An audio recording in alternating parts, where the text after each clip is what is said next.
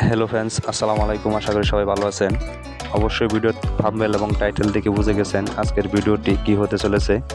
অনেক সময় আমরা আমাদের হাতে থাকা স্মার্টফোনটি দীর্ঘদিন চালানোর ফলে ফোনটি স্লো হয়ে যায় বা বিভিন্ন সেটিং না বুঝে চাপাচাপি করার কারণে অনেক সেটিং উলটপালট হয়ে যায়, যার কারণে আমাদের স্মার্টফোনটি স্বাভাবিক অবস্থায় থাকে না, যার কারণে আমরা আমাদের স্মার্টফোনটি রিসেট দিয়ে থাকি। তো এর জন্য প্রথমে আমাদের স্মার্টফোনের সেটিং অপশনে চলে যেতে হবে।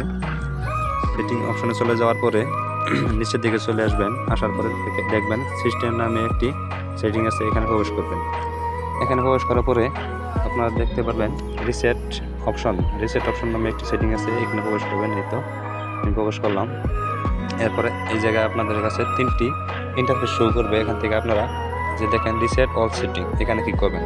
এখানে ক্লিক করার পর আবার রিসেট অল সেটিং এখানে ক্লিক করে দিলেই আপনাদের ফোনে থাকা ফিঙ্গার দিয়ে বা যে প্যাটার্ন বা যে পাসওয়ার্ডটা দিয়ে আপনার ফোনটি আপনারা সিকিউরিটি রেখেছেন সেটি এখানে প্রবেশ করলেই আপনার ফোনটি ফুল রিসেট হয়ে যাবে এবং আপনার ফোনটি নতুনের মতন হয়ে যাবে। তো আশা করি এটা বুঝতে পারছেন। আর যারা মনে করেন এই সেটিংটি খুঁজে পাবেন না, তারা সরাসরি আপনাদের ফোনের মেইন সেটিংয়ে চলে এসে এখানে সার্চ দিবেন রিসেট অল সেটিং।